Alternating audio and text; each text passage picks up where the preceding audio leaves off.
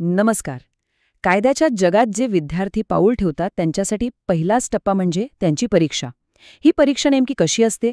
आज आपण एका खऱ्या प्रश्नपत्रिकेवरनं हेच समजून घेणार आहोत. म्हणजे भविष्यातले वकील फक्त कायदे पाठ करतात की त्यांची विचार करण्याची पद्धतच तपासली जाते? चला बघूया. कधी असा विचार केला आहे का की जे वकील बनण्याचं स्वप्न पाहतात त्यांच्या प्रवासाच्या अगदी सुरुवातीलाच त्यांना कोणत्या आव्हानांना तोंड द्यावं लागतं? याच प्रश्नाचं उत्तर आज आपण शोधणार आहोत. तर हे बघा, ही आहे कायद्याच्या पहिल्या वर्षाची एक खरीखुरी प्रश्नपत्रिका. चला याचं विश्लेषण करूया आणि पाहूया की यातून कोणती कौशल्य घडवली जातात, विद्यार्थ्यांना कशा प्रकारे विचार करायला शिकवलं जातं. आता एक इंटरेस्टिंग गोष्ट म्हणजे कायद्याचे किचकट नियम शिकण्याआधीच विद्यार्थ्यांना थेट मोठ्या सामाजिक समस्यांवर विचार करायला लावला जातो. आणि हेच या परीक्षेचं पहिलं आणि सर्वात महत्त्वाचं वैशिष्ट्य आहे. हो, सुरुवातच होते मोठ्या प्रश्नांनी. यातून एक गोष्ट अगदी स्पष्ट होते की कायदा म्हणजे केवळ नियमांचा कोरडा संग्रह नाही, तर तो आपल्या समाजाच्या नैतिक आणि तात्विक पायाशी घट्ट जोडलेला आहे. आता हे विषय बघा, मृत्यूदंड, न्यायालयीन सक्रियता, समान नागरी कायदा, हे काही साधे विषय नाहीत. यावर विद्यार्थ्यांना थेट निबंध लिहायला सांगितले जातात. म्हणजे इथे फक्त माहिती नाही तपासली जात, तर त्यांची स्वतःची मतं काय आहेत, त्यांची विश्लेषण क्षमता कशी आहे हे पाहिलं जातं. दोन्ही बाजूंचे मुद्दे समजून घेऊन मग स्वतःचा दृष्टिकोन मांडणं हेच तर खरं कौशल्य आहे. बरं, मोठ्या सामाजिक प्रश्नांनंतर आता वळूया कायद्याच्या भाषेकडे. हो, कायद्याची स्वतःची एक वेगळी भाषा आहे आणि तिचा पाया आहे लॅटिन. खरं तर वकील बनणं म्हणजे एक नवीन भाषा शिकण्यासारखंच आहे.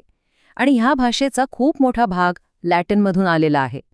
ही प्राचीन भाषा आजही कायदेशीर अचूकतेसाठी एक महत्त्वाचं आणि शक्तिशाली साधन मानली जाते. तर पहिली संज्ञा आहे उबी जस इबी रेमेडियम. ऐकायला थोडी अवघड वाटते नाही का? पण याचा अर्थ खूप सोपा आहे. जिथे हक्क आहे तिथे उपाय आहे. म्हणजे काय, तर जर कुणावर अन्याय झाला तर त्याला न्याय मागण्याचा मार्ग नेहमीच खुला असतो. हे एक प्रकारे न्यायाच्या उपलब्धतेचं वचनच आहे. पुढची संज्ञा आहे केविया टेम्प्टर, म्हणजेच खरेदीदाराने सावधान राहावे. हे तत्त्व आपण रोजच्या खरेदी विक्रीच्या व्यवहारात अनेकदा अनुभवतो. कोणतीही वस्तू घेण्यापूर्वी तिची नीट तपासणी करण्याची जबाबदारी ही खरेदीदाराची असते, हेच हे तत्त्व आपल्याला सांगतं. आणि तिसरी संज्ञा रेस इप्सा लोक्युटर, म्हणजे गोष्ट स्वतःच बोलते. कधीकधी काही घटनांमध्ये परिस्थिती इतकी स्पष्ट असते की समोरच्याचा निष्काळजीपणा सिद्ध करण्यासाठी वेगळ्या पुराव्याची गरजच पडत नाही. ती घटनाच सगळं काही सांगून जाते.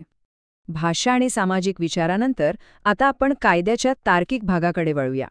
इथे जुन्या न्यायालयीन निर्णयांचं विश्लेषण करून मूलभूत तत्त्व कशी तयार होतात हे पाहिलं जातं.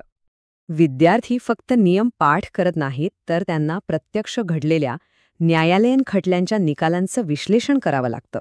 आणि खरं सांगायचं तर हेच कायद्याच्या अभ्यासाचं खरं आव्हान आणि सौंदर्य आहे.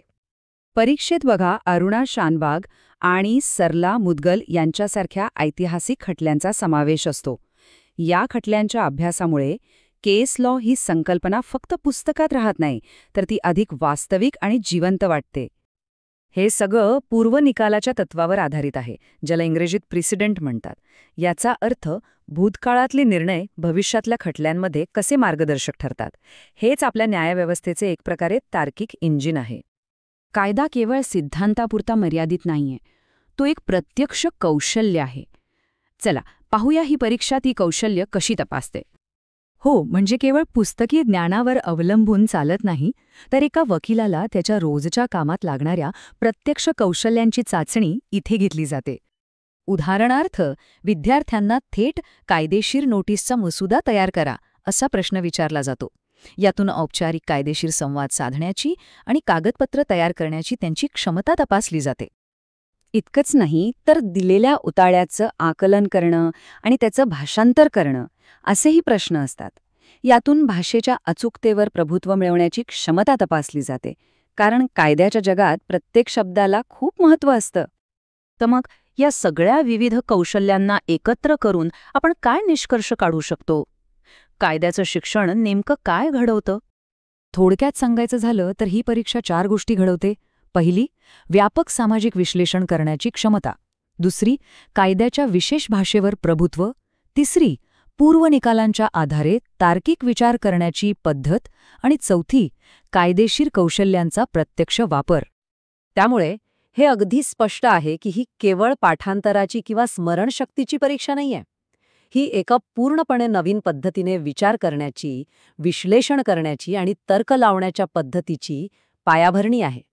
आणि विशेष म्हणजे याच प्रश्नपत्रिकेत सापडलेले महात्मा गांधींचे हे विचार यावर अधिक प्रकाश टाकतात. मला नेहमीच वाटले आहे की विद्यार्थ्यासाठी खरे पाठ्यपुस्तक त्याचा शिक्षक असतो. शिक्षणाच्या खऱ्या तत्वज्ञानावर हे किती सुंदर भाष्य आहे. ही परीक्षा सिद्धांत, भाषा, तर्क आणि कृती या सगळ्याची चाचणी घेते. मग ह्या परीक्षेच्या रचनेतून न्याय या संकल्पनेबद्दलच आपल्याला काय शिकायला मिळतं? हा विचार करण्यासारखा प्रश्न आहे, नाही का?